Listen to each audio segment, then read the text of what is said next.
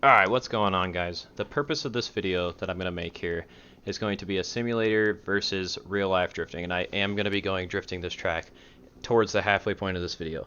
So I am actually going to be comparing real sim drifting on the actual track to real driving on the actual track. Here in a couple days we have Ozark International Raceway with Precision Drift. So it should be a really fun event, but basically what I'm going to do right now is test drive it. They just released the track, and I'm going to edit this to match my car. I have 408 gears, which we can't get to 408, but 410 is basically the same thing. And I'm running 30 psi on both my tires, or front and rear. My alignment's relatively close to this. I have about 6 degrees of camber, but it'll be okay. So we're gonna go ahead and test like this. The difference between, like power-wise, between this car and my car is this car has about like 350 horsepower. My car has about 300. So the 350 should help a little bit more for the game, but this is about the closest car I could find to mine without having to like get my car custom built. But yeah, so like I said, here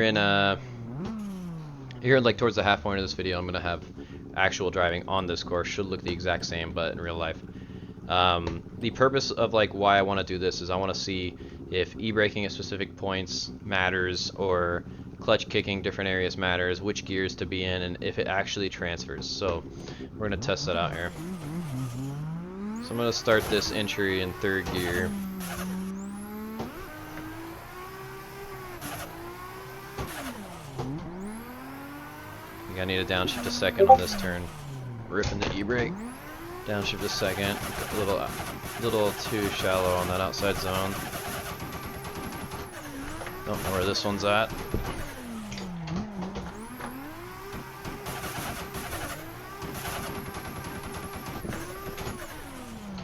I cooked that one. Alright, so that sucked.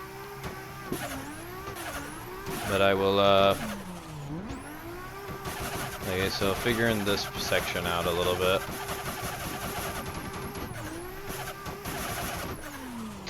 Straightened a bit there. That's a weird angle because you don't really see the zone that you're aiming for. Oh, this is gonna be a weird one. You gotta brake really hard. I'm gonna go back to the entry. Alright, second entry. Third gear felt pretty good. I'm gonna try second gear just to see how it, if it's, oh, I do not have enough like wheel speed for this. I'm just banging limiter the whole time. Made it easier going into this outside clip though. Kinda still kept it shallow. Made it easier going to that though, because I was already in the gear, didn't have to deal with the downshift. Pretty shallow on all these right now. This one, crazy weird, braking really hard. Way too far outside. I guess I should also explain that I am not the best driver that there is, especially on sim. I am not great at sim driving. I haven't been doing it very long. But we're gonna go back to second shift here. Second gear. Give it a little entry. Second gear is so weird because I have to just floor it so hard. Dropped the tire a little bit there, but it was a lot more outside.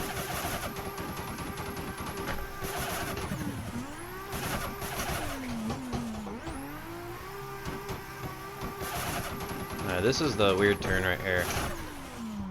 You have to like, so yeah, I kind of parked it. You gotta like foot brake and e-brake at the same time. It's kind of weird.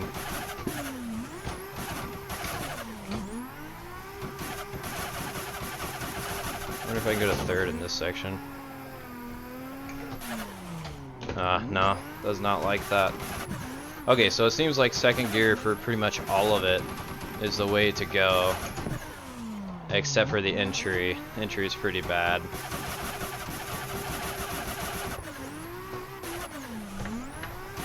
The second gear through this corner feels money. Kind of leaving a little bit early, but I'm also don't have enough power for it.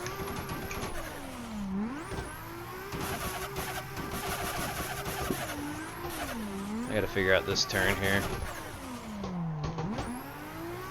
Okay, that was a lot better. So the e-brake early, just kind of glide into the turn and hit the foot brake a little bit. So enter third gear at the track, downshift in second, and do the rest of it in second. I need to figure out this section here.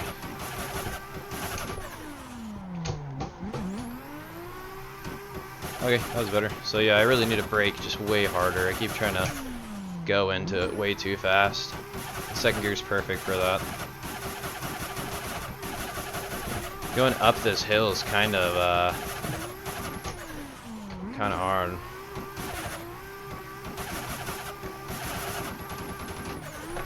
So e-brake, foot brake, clutch kick. Okay, not bad.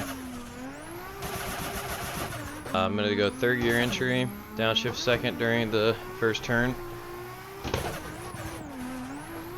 Don't really know where that front clipping point is exactly. E-brake, gas out. Aim for the front clipping zone. Kinda missed some of that clipping, or outside zone.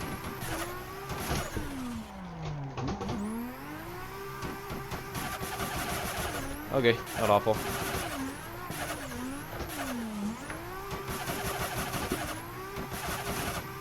Alright, so in a couple days, well, for you guys it'll be in like 10 seconds.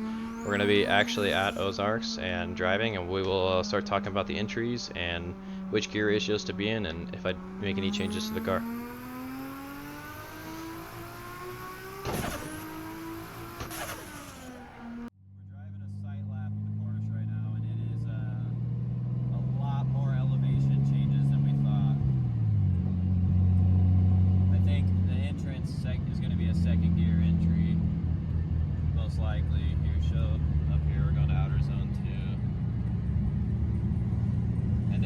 It's like, this is like straight downhill, kind of. It's not as elevation as like the entrance was, but this is pretty gnarly. There's a big bump right here. See this bump? Yeah, so we'll come out here, we'll manchi this way. Yeah, we'll see how it goes. I'm gonna probably try second gear entries first, since I'm a little down on power compared to the sim.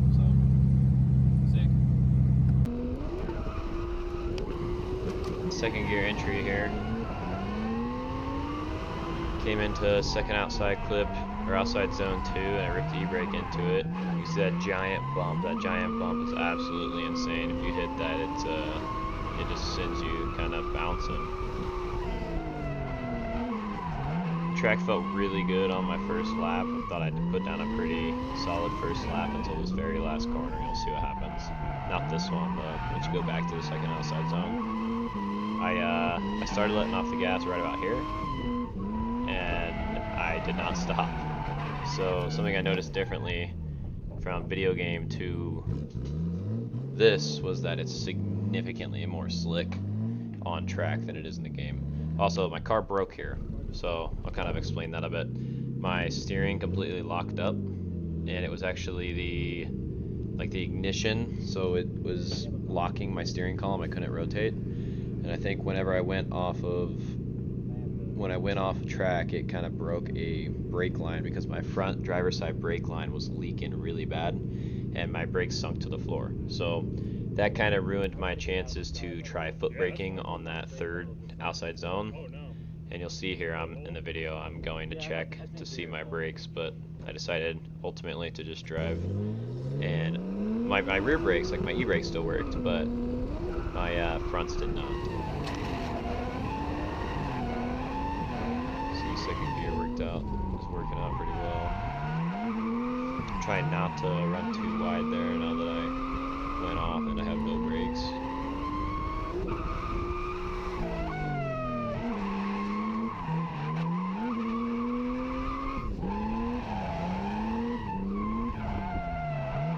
So you'll see here, I kind of cut over that little rumble strip there where the third triangle corner is, instead of taking it crazy outside. The reason I'm doing that is, like we did in the sim, we e-braked, floated it, and hit the foot brake a little bit. Since I can't foot brake, that was the reason why I was doing that. You may remember from, if you guys watch any of my other videos, I have a little bit of a steering like binding issue, so you'll kind of see it here, and it ends up making me crash near the end of this video. But you'll see right here, my car goes, and as soon as I try to go back to the left, I can't go back anymore. It kind of clumps back in once I straighten out. I can start going again.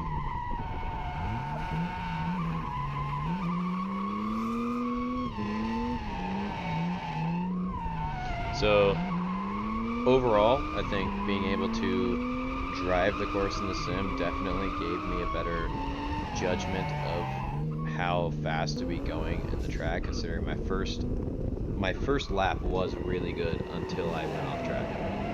And then from there I couldn't really test like the e-brake and the foot brake on the third corner. And I think because I was actually down on power, second gear ended up working really well because I wasn't able to just sit there banging limiter like I was in the sim.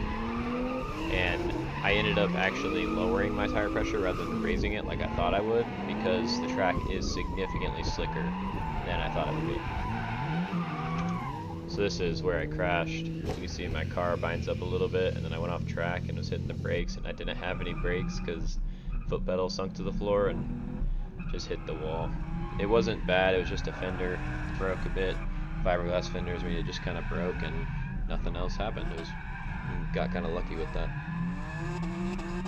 So the overall takeaway I have from driving on the simulator to driving in real life is basically the track layout. You kind of understand the track layout a lot better. You understand how fast the track's going to be. Not necessarily gearing, because I need to get a car that's built towards the way my car is actually built. It was relatively close though.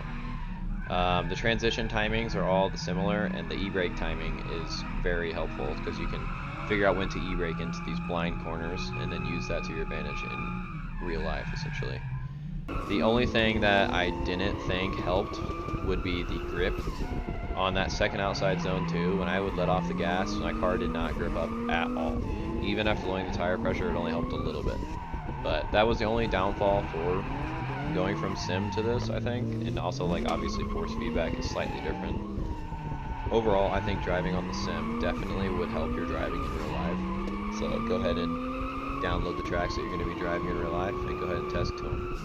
If you like this video, go ahead and subscribe, share it, and like it, and I will see you guys in the next one.